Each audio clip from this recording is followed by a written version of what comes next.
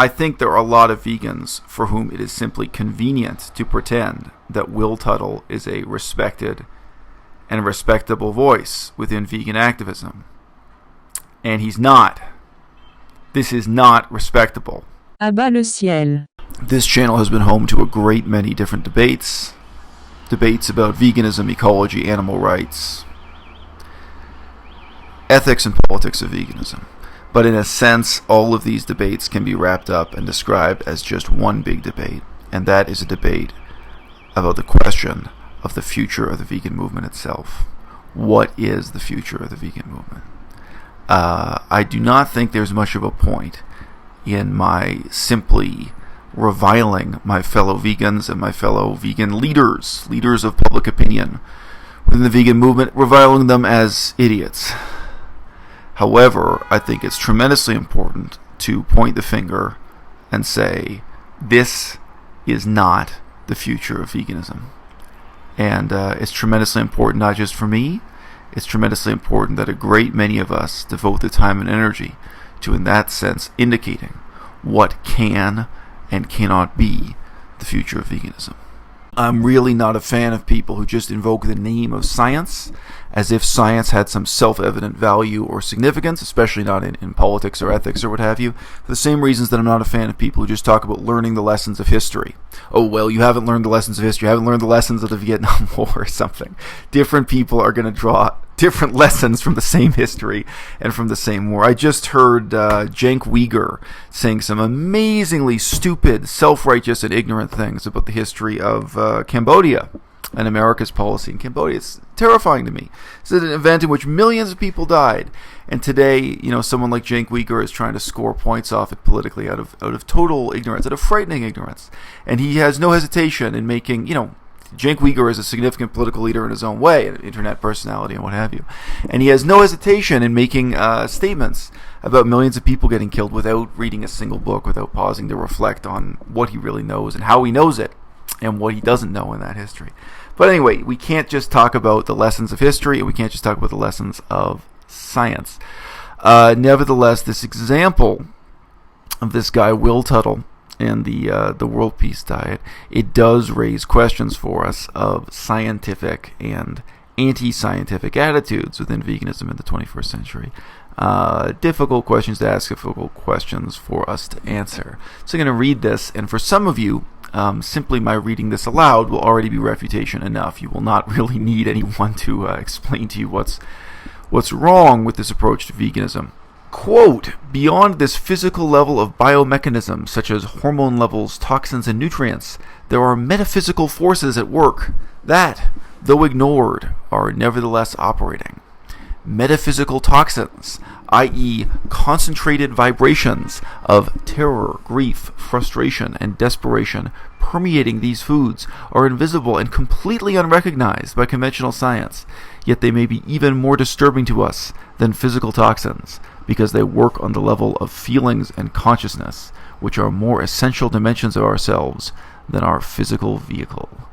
By purchasing or ordering animal products, we directly cause misery and sow seeds of despair and cruel violence.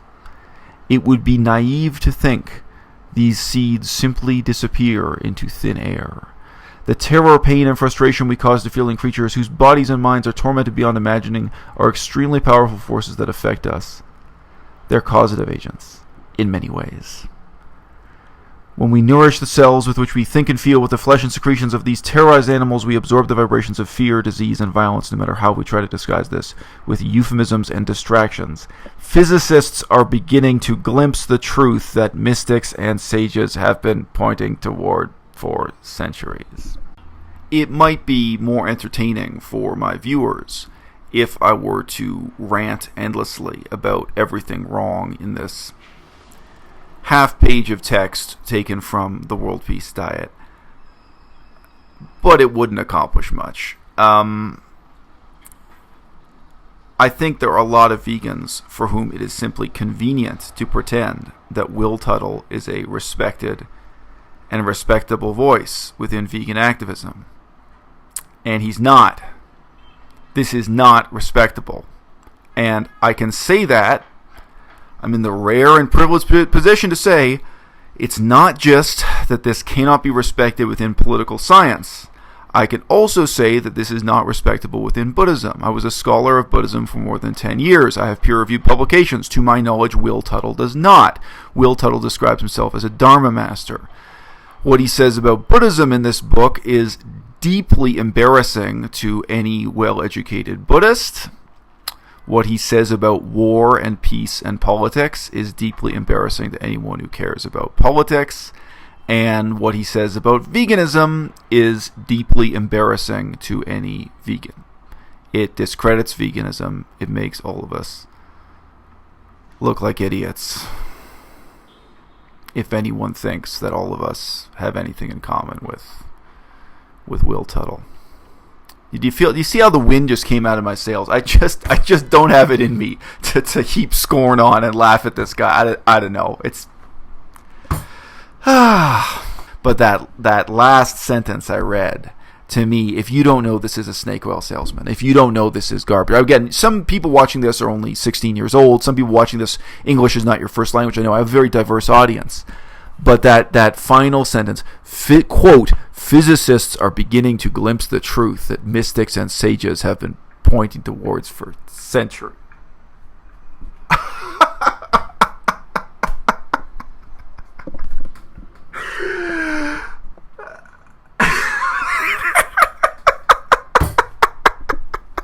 One of the lines that stood out to me is this notion. He says it would be naive to think that these seeds simply disappear into thin air. So, this is an indirect appeal to a Buddhist theory of karma, Buddhist or Hindu for that matter.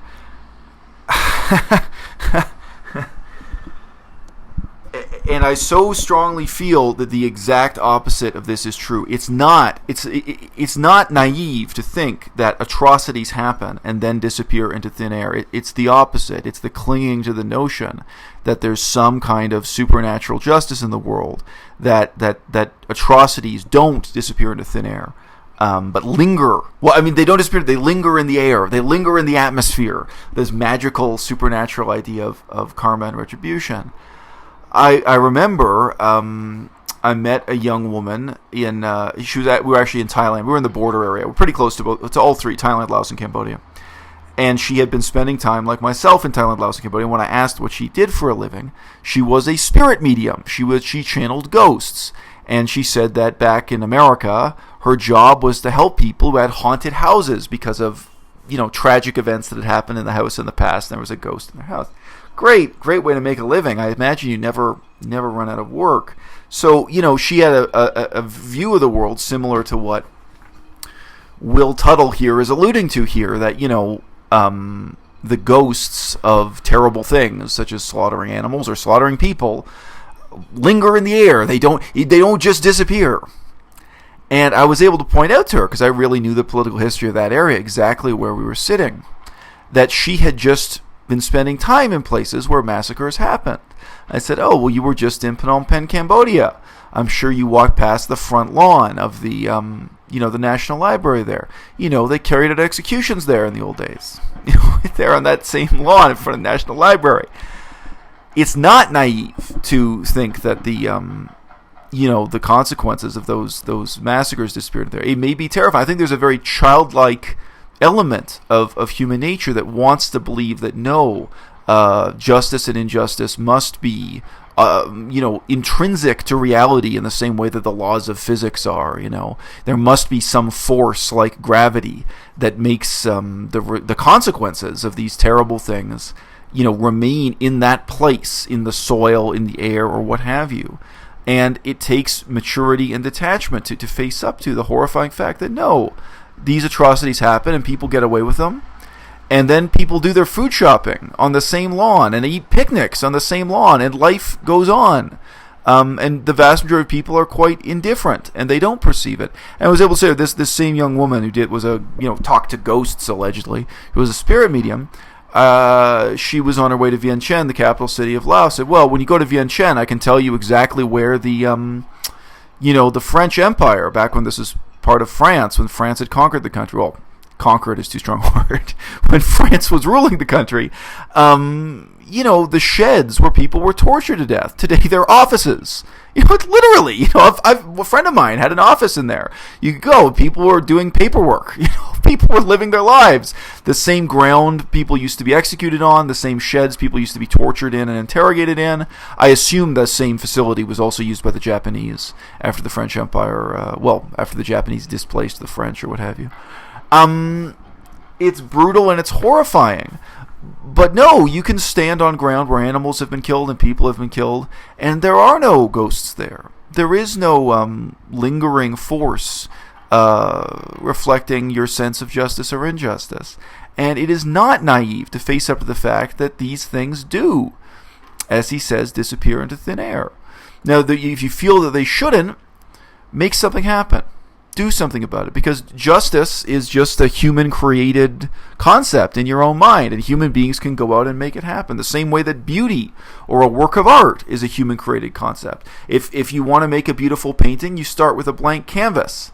If you want to make justice in this world, you start with a blank canvas also. If you go to the killing fields in Cambodia, or you go to any patch of land, in Europe, some site related to the Holocaust or mass murder in the history of Europe, you are in many ways looking at a blank canvas. Earth is just earth, air is just air. And maybe we wish or we dream that there was something lingering in the air that reflects this bad karma. But there isn't. If you want justice, you got to go out and make it happen. If you want people to care ethically about the consequences of their actions, that's a concept in your mind just as much as literature, a story, anything else, a concept in your mind. And you can share that with other people. In the same way that Shakespeare has influenced millions of people, a concept of justice and injustice can influence millions of people. But it's not going to happen this way. This is not the future of veganism, neither politically nor spiritually nor otherwise. I'm not even saying it shouldn't be the future of veganism. I am saying with some confidence that it can't be. So I remind you, the premise of this book is that this guy has a thesis about peace, about war and peace. Not just about veganism. It's not a cookbook. Not just about the ethics of the vegan diet. But then, no, he's figured out how to end war here on planet Earth. Pretty fundamental aspect of human society. Quote, "If we could look over the world we live in with the eyes of an angel, comma, an intuitively awakened being, comma," just so you know, he's Buddhist and not Christian. Angel. Gotcha, Will. Nice save. I can tell you studied real hard to get that title of Dharma Master there in South Korea. I'm so impressed. This guy hasn't read Buddhist canon in any language. He hasn't read it in Pali. He hasn't read Sanskrit. He certainly hasn't read the mess of medieval Chinese that's preserved in the Korean tradition, and that almost nobody can read. You can't read it without studying the Pali or the Sanskrit to compare it to. Some people try just with English. Anyway, it's a joke. But again, my perception of this guy is not merely from a secular, scientific, atheist, I am a nihilistic atheist perspective, political science. It's also as someone who's a former scholar of Buddhism. So he looks even worse from that perspective, tragically. Anyway, I continue. If we could look over the world we live in with the eyes of an angel and see energy vibrations rather than just physical forms. And right, because that's a Buddhist idea, huh? Yeah, good luck. It's neither Buddhist nor scientific nor political or anything else. But anyway, vibrations are crucial to this guy's philosophy of peace and war. You gotta believe. Rather than just physical forms, we would see that the wars and violence on our earth are generated from a vast complex of venues where deadening takes place. The countless kitchens, dining rooms, inns, hotels, restaurants, etc., etc. In terms of the fundamentals here, the fundamental claim, I guess, of the book as a whole is that if the whole world became vegan, then the world would not be troubled by such minor problems as war and violence. I've addressed very recently, just I think 2 videos before this, I addressed the idea that is popular among some vegan activists that we can sell and promote veganism by claiming that if the whole world became vegan, racism and sexism would disappear. So this is a totally spurious, laughable, ridiculous argument that speciesism is the root of other sources of prejudice or oppression. So if we could overcome speciesism, magically the vegan world would cease to contain racism, sexism, or what have you. It's hard to say which thesis is more absurd or laughable. But in Will Tuttle's case, at least he's honest with you that this thesis is magical in its nature. The idea that human beings, that the whole planet will become less violent, that there will be world peace if only we stop eating animals, stop eating eggs, stop drinking milk. If the world becomes vegan, this relies on a magical view of vibrations, of metaphysical aspects of the human diet that you've actually just gotten a pretty good summary of, as a philosophy or worldview in that half a page. And I have to ask you, I know Will Tuttle is invited to give lectures at universities around the world. He's invited to give lectures at vegan foundations. He is celebrated and uncritically lauded and applauded by vegans around the world. And I've got to ask you, why? I know there's a tendency to just reach out to anyone who identifies themselves as your ally or as your proponent or as your advocate in this world that is so hostile towards veganism. But we have got to do better than this. In a very simple sense, I can say, this has to stop. À-bas-le-ciel.